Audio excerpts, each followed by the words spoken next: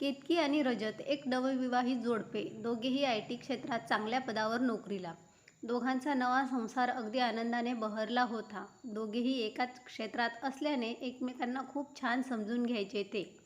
दोघांचं प्रेम, समजूतदारपणा बघून घरच्यांनाही खूप आनंद वाटत होता. केतकीचे सासू-सासरेसुद्धा सुनेचे भरभरून कौतुक करायचे. एकदा रजतची आत्या शहरात केतकी आणि रजतकडे येणार होत्या. सोबतच रजतच्या आईबाबांनी सुद्धा यायचं ठरलं. सगळे सायंकाळी येणार आहेत तेव्हा आज ऑफिसला जाऊन लवकर येता येईल म्हणून दोघेही ऑफिसला निघून गेले. रजत आपलं काम आटोपून घरी लवकर आला, पण केतकी मात्र महत्त्वाच्या मीटिंगमध्ये अडकली. तिचं सगळं लक्ष घरी होतं. मनात विचार सुरू होते. सगळे दमून येतील प्रवासातून, भूक लागेल त्यांना. मावशीकडून आई, बाबा, आत्या यायच्या आधीच जेवण बनवून घ्यायचं होतं. मला नेमका आज उशीर होणार आहे. काय करावं आता? मीटिंगसुद्धा महत्त्वाची आहे. काळजीच्या सुरात तिने रजतला फोन केला आणि त्याला सगळं सांगितलं. तेव्हा तो म्हणाला, केतकी तू काळजी करू नकोस. मी स्वयंपाकवाल्या मावशींकडून सगळं बनवून घेईन. काळजी नको करूस तू. रजत सोबत बोलून केतकी जरा शांत झाली. आता पटकन काम, मीटिंग आटपून घेऊया म्हणत कामात गुंतली. इकडं ठरल्याप्रमाणे आई, बाबा, आत्या पोहोचले. रजत त्यांना घ्यायला स्टेशनवर गेला. घरी रजतने मावशीकडून सगळा स्वयंपाक करून घेतला होता. घरी आल्यावर कुलूप बघताच आत्या रजतला म्हणाल्या, रजत, काय रे, घराला कुलूप? केतकी कुठे आहे? रजत म्हणाला, आत्या, अगं केतकीला एक महत्त्वाची मीटिंग आली. त्यामुळे लवकर नाही निघता आलं तिला. तिचं काम आटोपलं की येईल ती. आत्या जरा रागाच्या सुरात म्हणाल्या, काय बाई आजकालच्या सुना, काही मानपान नाही.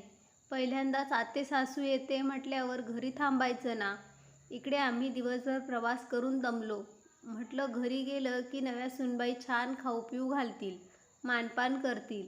हिला तर इथे पाहुण्यांची काही काळजीच नाही. रजतचे बाबा त्यावर म्हणाले, अगं येईल ती, महत्त्वाची मीटिंग आहे तिची. रजत त्यावर म्हणाला, हो. आणि आत्या, अगं मावशीने सगळा स्वयंपाक केला आहे. काही काळजी नको करूस तू. फ्रेश व्हा. मी वाढतो ना तुम्हाला. बाप लेकाचं बोलणं ऐकून आत्या म्हणाल्या, तुम्ही तिला फार डोक्यावर घेतलंय हा. नोकरी करते म्हणून काय झालं? हे बघ रजत, नवऱ्याने नवऱ्यासारखं राहावं आणि सुनेने सुनेसारखं. रजत, आत्या, अगं इतकं काय झालंय तुला? आम्ही दोघेही नोकरी करतो ना. मग एकमेकांना इतकं समजून तर घ्यायला हवं ना. मी सुद्धा बरेचदा असं अचानक कामात अडकतो. ठरवलं त्यावेळी निघता येईलच असं नाही. ऑफिसमध्ये बाहेरच्या देशातील क्लायंट असतात. मग त्यांच्या वेळेनुसार काही कामे त्याच वेळी पूर्ण करावी लागतात. आत्याच्या मनात मात्र आल्या आल्या केतकीविषयी राग निर्माण झाला होता. सगळे फ्रेश झाले तितक्यात केतकी आली. फॉर्मल शर्ट, ट्राउझर, मोकळे केस अशा रूपात केतकीला बघताच आत्या जरा विचित्र नजरेने तिला बघत राहिल्या. केतकी म्हणाली, सॉरी, मला जरा उशीर झाला यायला. आमचा डिलिव्हरी हेड आलेला आहे जर्मनीवरून. त्याने वेळेवर मीटिंग ठेवली. बरं, तुम्ही कधी पोहोचलात? काही त्रास नाही ना झाला प्रवासात?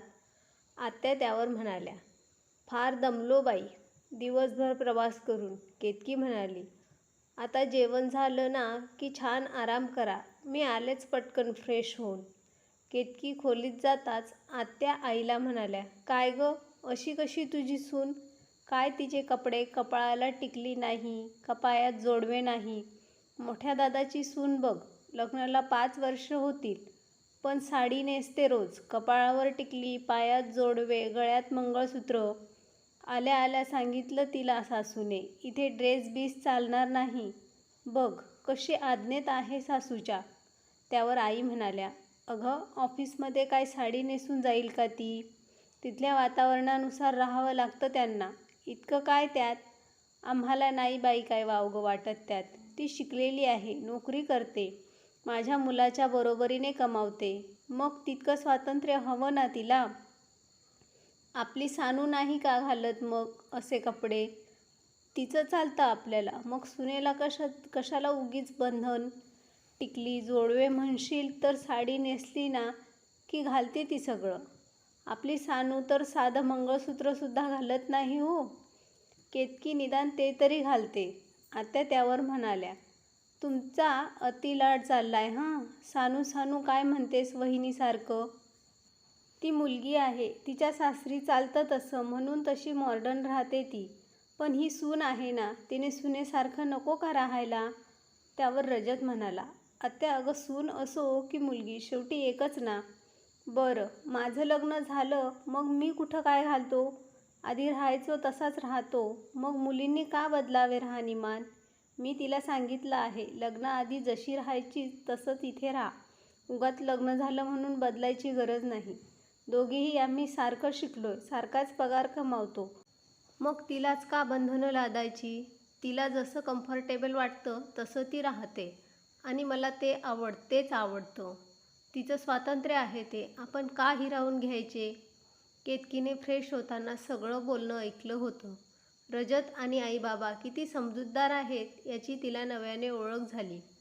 आपल्याला आपल्या आवडीनुसार राहण्याचा हा हक्क घरच्यांनी दिला याचा तिला खूप आनंद वाटला.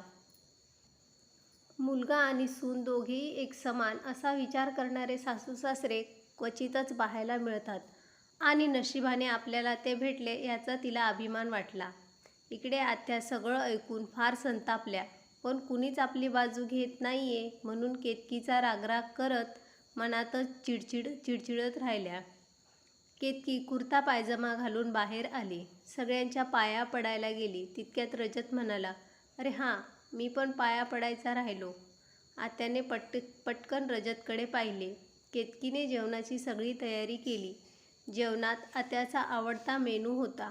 आई आत्याला म्हणाल्या, केतकीने 2 दिवसापूर्वी मला विचारले होते बघा, आत्याला काय आवडतं वगैरे. तू पहिल्यांदाच येणार म्हणून सगळ्या तुझ्या आवडीचं जेवण बनवायला सांगितलं तिने मावशीला. आत्याला मनात राग असला तरी हे ऐकून केतकीचे जरा कौतुकच वाटले. सगळ्यांनी एकत्र बसून हसत खेळत जेवण केले. केतकी रात्री म्हणाली, उद्या सुट्टी घेतली मी. नंतर शनिवार रविवार सुट्टी असतेच. आपण छान फिरायला जाऊया. मी सगळं प्लॅनिंग केलंय.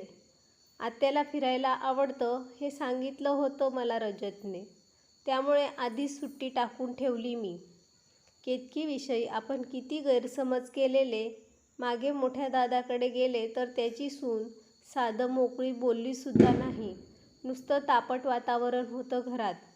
इथे केतकी आपला इतका विचार करूनसुद्धा आपण उगाच हिचा रागराग करतोय. तिच्या टिकली न लावण्यावरून, कपड्यांवरून तिचं व्यक्तिमत्व तपासतो आहे, असा विचार करून आत्या जरा नरमल्या. सगळे एकत्र बसून गप्पा मारत होते, हसत खेळत मोकळेपणाने बोलत होते. एकंदरीत परिस्थिती बघून आत्याच्या लक्षात आलं की मुलगा आणि सून असा भेद न करता तिच्यावर उगाच सून आहे म्हणून तिने लग्नानंतर बदलावे हा विचार करत तिच्यावर बंधनं न लादता तिला तिचं स्वातंत्र्य दिलं तर घराला घरपण लाभतं, घरात खेळीमेळीचं वातावरण राहतं. ह्याची सुरुवात आपल्या दादाने केली याचा आत्याला आनंद झाला. तर मित्रांनो, कशी वाटली कथा? कथा आवडली असेल तर लाईक करा, शेअर करा आणि अशाच नवनवीन कथांसाठी आमच्या चॅनलला सबस्क्राईब करा. धन्यवाद.